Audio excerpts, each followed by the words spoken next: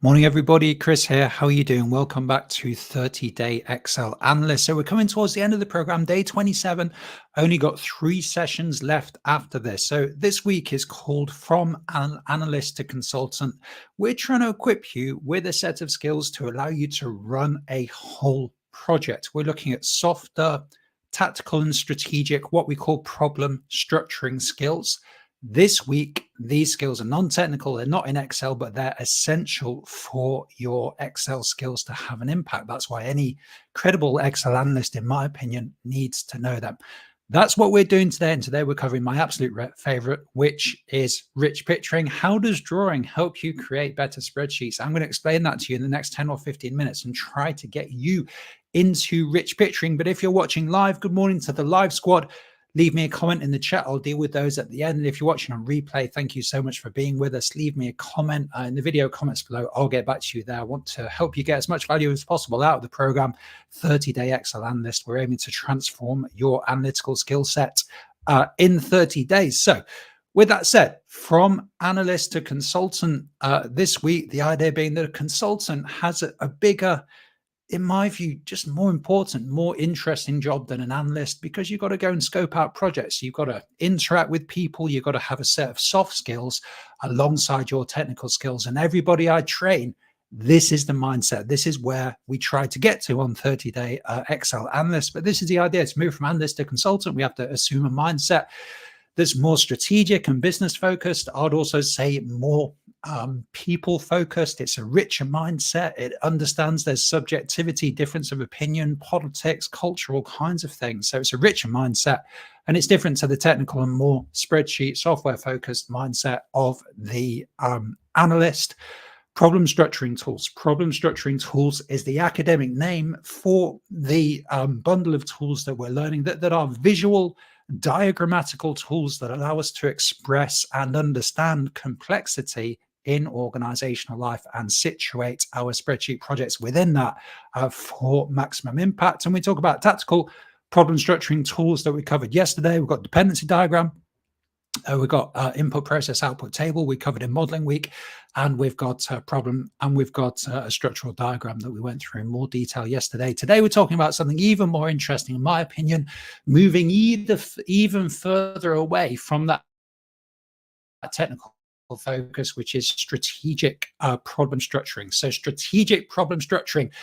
What do we mean by strategy? I've got some quotes coming up in the next slide, but we've introduced this word strategic. It's kind of a buzzword in business. And as with many of these words in business that are used a lot, they kind of get knocked out of shape. And people don't often understand the same meaning by the word strategic. So strategy for me is very simple. It's to do with long-term direction. What's the long-term direction of the organization? What markets are you targeting? What products and services are you providing? What are your long-term commitments? You know, even in our micro-sized company, we're committed long-term to YouTube video. You know, for example, we're doing resource planning for next year. We're committing, we're investing more in video. That's a strategic decision for us. You know, clearly we're very married to Excel. Excel is a big part of our long-term strategy, and strategy is also about what are you not doing. You know, we're not doing Power BI. I got an inquiry this week about, could I do a Power BI training session? You know, we don't do that. So strategy is long-term direction, having a clear idea what you're trying to do and also what you're not doing. We'll talk more about a definition of strategy in the context of business over the next couple of slides. So we've got to get onto that level. As the Excel analyst, how does our project fit into that strategic picture? We're aiming for what we call strategic alignment. So first we've got to understand what on earth is the strategy of the organization. Yeah, and I've said many times on 30-Day Excel Analyst, this is a really difficult but also really interesting thing to do. Just take an organization, any random organization. You've got a letter this morning on your kitchen table from any organization. What's the strategy of that organization? You know, what does that organization actually do? And then subsequently, how can we align our spreadsheet projects to support that strategy?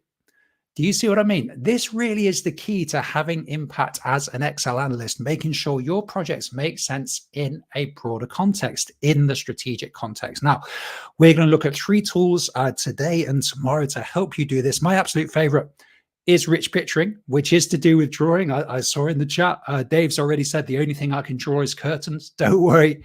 I also can't draw. As we're going to see, drawing doesn't matter. The quality of the drawing doesn't matter. That's not the idea. The idea is it helps you think differently and strategically in a way that helps you get into this strategic mindset. So we're going to talk about rich picturing today. And tomorrow, then business model canvas, and finally, business analytics methodology. So 30-day Excel Analyst, we equip you in session 29 with a whole methodology for doing a spreadsheet intervention, and you might be a freelance consultant. I get a call. How do I go about managing that project? What should I do? What are the main stages in this project? Yeah, you must be wondering about those things. If you've learned about all this cool technical stuff, how do I bring it into action? You do that with the business analytics methodology that we're going to learn tomorrow, and it's pretty straightforward. Good. So let's dig into this idea of strategy. I'm talking about getting you drawing. Yeah. And I'm trying to persuade you, make the case for learning these tools. And don't get me wrong, I love the technical stuff as much as the next person. I was doing VBA yesterday in Excel, absolutely loving that. But I know, and the reason I've had a degree of success as a consultant is I focus relentlessly on the bigger picture for your Excel projects. We want to avoid this situation. I've just taken a couple of, I'd call these aphorisms. They're just things that people say, often in a kind of off the cuff way, but they often contain these little nuggets of wisdom that can really guide us in the right direction. So if the ladder's not leaning against the right wall, every step we take gets us to the wrong place faster. So that really tough technical project that you're doing, and you want credit, you want to be paid for your technical skills. Yeah. And in an organizational context, you want credit, you want people to notice your technical capability. Well, if the ladder's up against the wrong wall, if your project isn't aligned with the strategic objectives of the organization, it's going to be the wrong project to do, you see. And this is why I get so furious, really, at YouTube videos that just focus on technical stuff in Excel. Yeah. And they say the way to get better at Excel is to learn XLOOKUP, is to learn Lambda, is to even learn VBA. Yeah. The way to get better at Excel is to have a stronger understanding of context, not to go deeper into the technical stuff, to zoom out and learn some of these softer skills. It's better to do the right thing wrong than the wrong thing right. My absolute favorite phrase from management science. It's the same idea. First, we've got to zoom out and work out what's the right project to do. You might be in a situation, I have to deal with this situation a lot, where somebody phones you up, could be internally, externally, whatever your situation is. And they say, we need something doing in Excel. And my question when somebody emails in, this happens every week pretty much, why do you want to do this in Excel? You've got to be able to provide some friendly and constructive challenge to ensure that people are structuring the problem properly and they're actually choosing the right project to do. This, in my opinion, is all part of the job of the Excel analyst. How do you do that? You can do that by applying these problem structuring methods. It's better to do the right thing wrong than the wrong thing right. And just a quick definition of strategy. Yeah, it's the long-term direction of the organization. It's those commitments, resource commitments that the organization has to make. Even our micro-sized company, we have to we're making financial commitments for next year now. What are those commitments you make? And implicit in those commitments is your theory of how your company is going to succeed. And for us, video, for example, is a big part of that. That's great practice for us. Take any company. Could you define that for your company? What's the long-term direction for your company? Products, services, target markets. You can go and look into strategy. It's a fascinating topic, but we want to make sure that our spreadsheet is not this. It's not winning technically, but losing strategically. And I gave the example a couple of sessions ago. It's really important. I emphasize this, so sorry to labor the points, but I could show you a beautiful spreadsheet. I've created many in my time, beautiful spreadsheet implementations, at least a few anyway. And you have a look around the spreadsheet, feels great, interactive features, slices, dashboard, whatever it might be. And then you say, but Chris, what's the context? What's the context of this spreadsheet? And I say, well, it's for the optimization of manufacture of diesel cars. Yeah, diesel cars. Now, diesel cars in the UK, it's probably not going to be any diesel cars on the road in 15, 20 years because they're pretty much being phased out. And it's mainly going to be moving towards electric cars. So That would be an example of a spreadsheet that wins technically, but loses strategically. And then you can find other examples as well, really rough and ready spreadsheets that don't have anything fancy in, but are really well aligned with organizational objectives, losing technically perhaps, but winning strategically. That's what we want to move towards. Right. Rich picture. So here it is, guys. I'm just going to send you into a mental tailspin straight away. This is an example of what a rich picture might look like. Now, let's deal with your initial kind of revulsion to this, which is totally natural. I've taught rich picturing in contexts across the world over the past 10 years. I've probably taught, tens of thousands of people rich picturing in various contexts. So the typical reaction is to kind of recoil from a rich picture, just think, how on earth could I create that? Yeah, and this was my reaction too. When somebody first showed a rich picture to me, we've got to remember it's not about the picture. Yeah. Hopefully in this picture, you can appreciate there's a degree of messiness there. Yeah.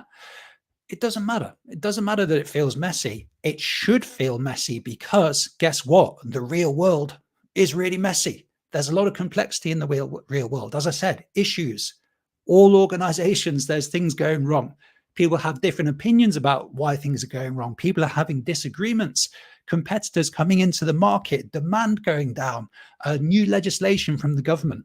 All of these things create complexity, and complexity is messy. So analyses, in my opinion, if they're strategic, they shouldn't be neat and tidy because the world ain't neat and tidy. If it was neat and tidy, all companies would succeed and it's no problem. We know, particularly in economic circumstances these days, many companies fail. Yep.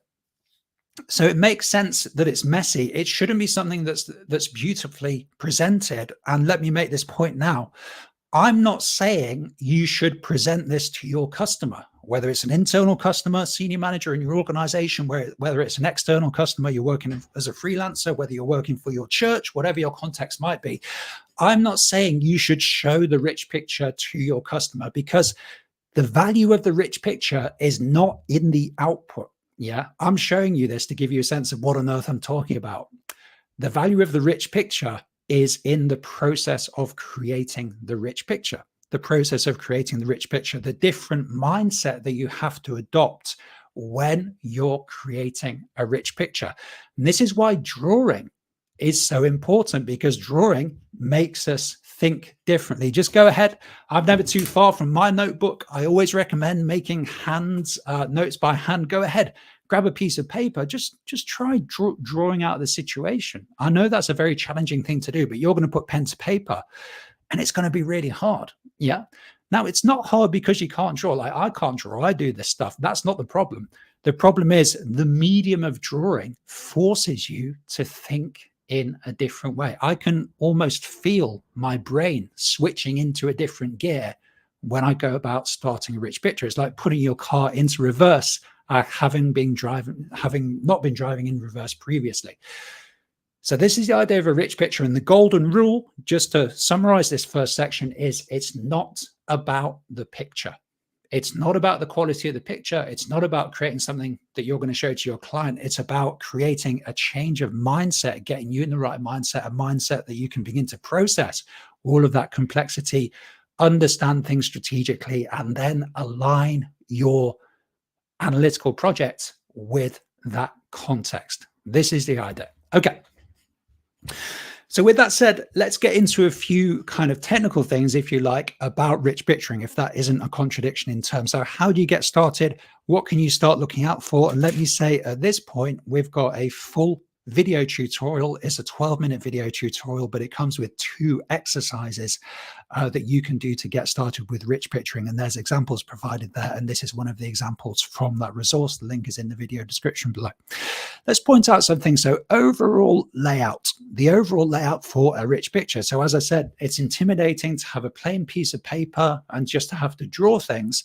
So having a layout, a pre-planned layout in mind, that really helps simplify matters. And you can just about see here, it's clearer in the handout that's attached to the resource I just mentioned.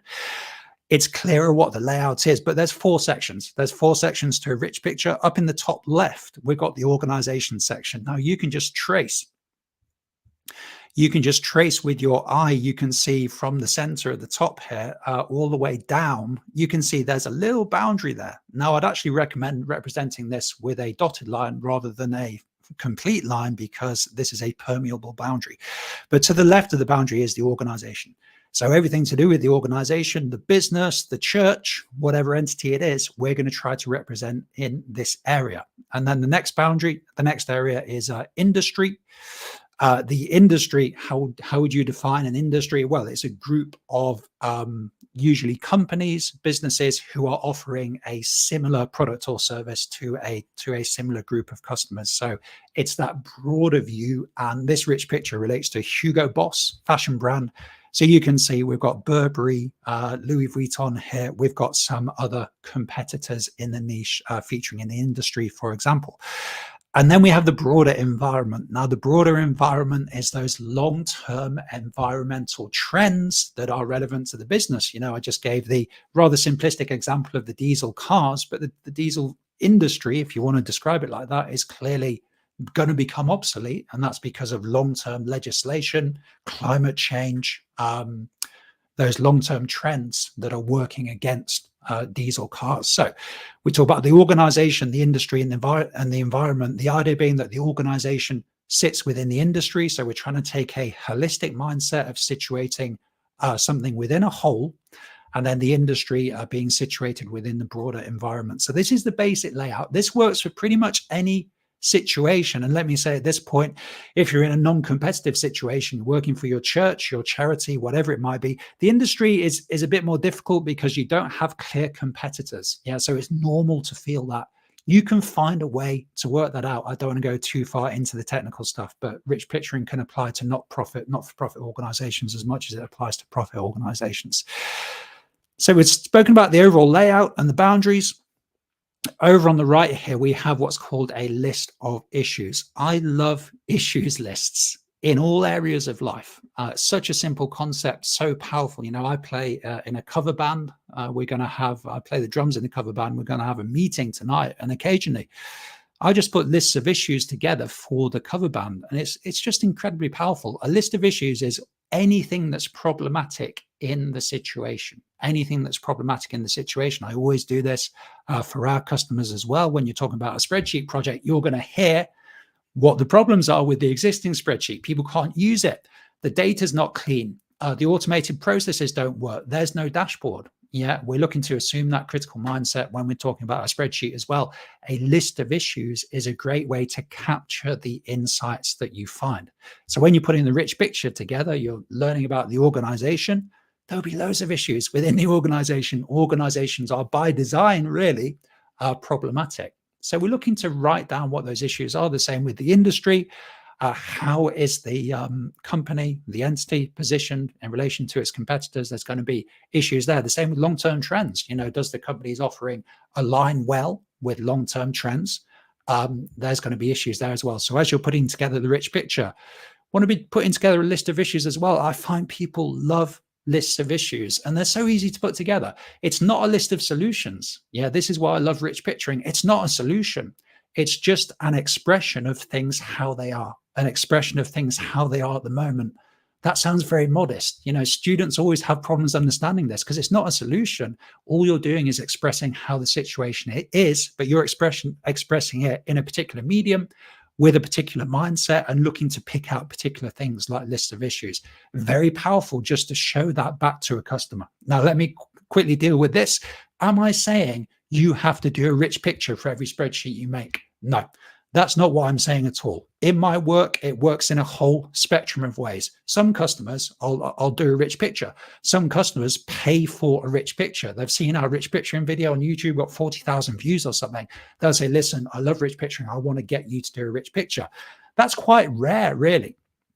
So there's actually a spectrum of usage. And at the other end of the spectrum, I won't do a rich picture at all. And then you're saying, Chris, why are we even talking about rich picturing then? Because as you practice rich picturing, and I've been doing rich picturing for about 10 years, I've probably done, if not hundreds, but a few dozen rich pictures yet, you find that it filters into your thinking automatically. So the way you naturally think about situations is going to be more holistic, more strategic, it's going to make a lot more sense to managers. Yeah, this is the key point. You're going to speak in the language of managers rather than the language of a specialist or a technician. So doing rich picturing trains your mind to think in a different way. And now for me, it's so infiltrated into my thinking. I'm very comfortable talking to new customers, and they're sometimes surprised. They're expecting me to be a technical person, and I'm asking them, okay, what products and services are you offering? What are strengths and weaknesses of your organization? That you can find a more specific way to phrase that. And because I want to understand, how does this spreadsheet that we're talking about, how does it fit into the broader context? Is it even the right thing to be focusing on? It's better to do the right thing wrong than the wrong thing right. Yeah. So I'm not saying, guys, before we start, let's do a rich picture. That's not going to work. You've got to be more pragmatic and practical about it than that. And over time, it will filter into your thinking. It's not the output, it's the fact you do the rich picture. You might do it yourself, never show it to your customer. But for the record, I find customers love rich pictures because it's a creative and original way to communicate what's going on in the situation. You never quite know with customer feedback. Often if people don't like things, they just won't tell you. That's working in the UK. We've got this kind of indirect culture here. But I've had lots and lots of very positive responses to rich picturing, particularly when you start dovetailing a rich picture with applications of spreadsheet models. That's part of business analytics methodology we're going to look at tomorrow. So let's pick out a couple more things. Now, I deal with these in the video resource that I've previously mentioned, but let's quickly go through. This is this video resource. The link is in the video description below. Let's quickly go through what you might pick out for each section. So talking about the environment section first. So we're talking about long-term trends in the environment. You might be familiar with a PESTEL analysis. PESTEL analysis, P-E-S-T-E-L. So when we're looking at long-term trends, and I gave the example of long-term legislation working against diesel cars. When we're looking at long-term trends, can I remember this? We need to think about the political, economic, social, technological, environmental, as in green environmental, and legal areas. Yeah. So you can do a PESTEL analysis and just pick out things that might be relevant to this organization. And then what's the trend? Is the trend generally favorable or not favorable? So in the environment section, if you need prompts, and you often need prompts to help you identify the important parts of a situation when you're rich picturing, PESTEL is a great prompt. In the industry section, I talk about three things here. So competitors, customers, and suppliers. Competitors, customers, and suppliers.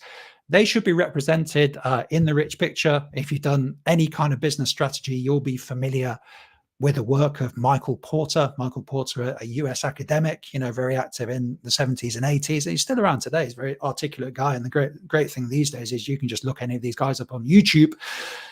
Guys meant in a non-gender specific way on YouTube, and you can just hear what they got to say. Well, Michael Porter has a theory called Porter's 5 forces. Porter's 5 forces, which is that a company's profitability is shaped by its relationships to the other entities in the industry. I won't go into this in too much detail. Competitors, customers, suppliers, and a couple more things. So competitors, customers, suppliers, 3 prompts for the industry. And then thinking about the organization section, I've got resources and capabilities here. This is based on what's called the resource base for your strategy. Jay Barney. Jay Barney is the academic you can look up if you're interested in that. But resources are things that a company has, and resources could be physical or non-physical. Your human resources are physical, and then your intellectual property would be a non-physical resource. And then capabilities are things that a company can do, things that a company is good at. We're great at creating video. I'm not sure about that. We can definitely create video. We're good at creating spreadsheets, delivering presentations, whatever it might be. Lots of stuff we're not so good at. So resources and capabilities, that's a good prompt for thinking about the organization. So there's rich picturing. So guys, you've absolutely got to go and watch the rich picturing video in the video description below. Now's the time, guys. If you don't start now, you might never start with rich picturing. Don't say, I'll do it next week. I'll do it the weekend. Go and watch that video, download the resource, and then get started now. Could be a career changer for you. Don't delay it. If you're saying, Chris, I really hate drawing, can't stand it. Rich pictures can be done on computer. Now, I'm not necessarily a fan of this. I've done a few over the years. I'm not necessarily a fan of this because you lose some richness. I like the free form nature of drawing. That really gives this sense of complexity and richness to a rich picture. So it's possible with a computer. The obvious advantages are you can easily edit, delete, move things around. So if you're saying, Chris, I'm not going to hand draw it, it's either computer rich picturing or no rich picturing for me, then I'd recommend, do some computer rich picturing. And absolutely, our follow-up resource, What's Rich Picturing? 6 tips to get started, available for free right here on YouTube. The link is in the video description below. So guys, thanks so much for watching. Have I convinced you that rich picturing is for you? Well, maybe the jury's out, but make sure you watch tomorrow. Make sure you watch tomorrow because we'll be covering the business analytics methodology, which is a methodology that brings everything together. So we do a rich picture, but then how do we actually integrate our technical skills into that and find opportunities for spreadsheet projects? That's what we cover in business analytics methodology. So guys, any final questions, put them in the chat. I'll say hello to everybody now and deal with any questions that come in. So morning, Dave, how you doing? Good to see you. Arnie's tuning in from Sydney. So Arnie, I think you said you're going on a trip from next week. So guys, coming towards the end of the program. So thank you to the live squad. Really appreciated people turning out every day here, pretty much every day. Heavy Downpour is back. I've been busy the past few weeks. Have a gap today. Stoked to catch a live session. Great to have you with us. Heavy Downpour, thank you so much. Heavy Downpour saying, I've been using rich picturing, fantastic, without knowing what it was called or why. Very interesting. It just helps me organize strategic thoughts visually, which in turn helps me see the wood through the trees. Fantastic. Once again, we've got a fantastic comment. Did I even need to do the session? Maybe I could just pick out one of these fantastic comments, but absolutely. Rich picturing, because you're drawing stuff out, it's a different medium. I'm sure it helps you think more strategically about what's going on. Yes, it's difficult to get into that mindset, but once you do, you'll find it's much better for linking these ideas together, making sense of complex situations. Okay, guys, that was session 27. 30-day Excel Analyst. Thanks so much for being with us. We'll be back tomorrow, 10 o'clock for the last session in the From Analyst to Consultant week. Then we've got 2 more sessions next week. And guys, I'd love it if some of you would come in on Tuesday next week, the last session for the program. I'd love to speak to some students, get you into the stream, understand what you've got out of the program, and answer your questions. That would be fantastic. If you can do that, info@tigersolutions.co.uk, info@tigersolutions.co.uk. Send me an email, put 30-day Excel Analyst or something in the subject line so we can pick it out. And we would love to have some of you in the stream. Thanks for watching, guys. Take care. See you tomorrow.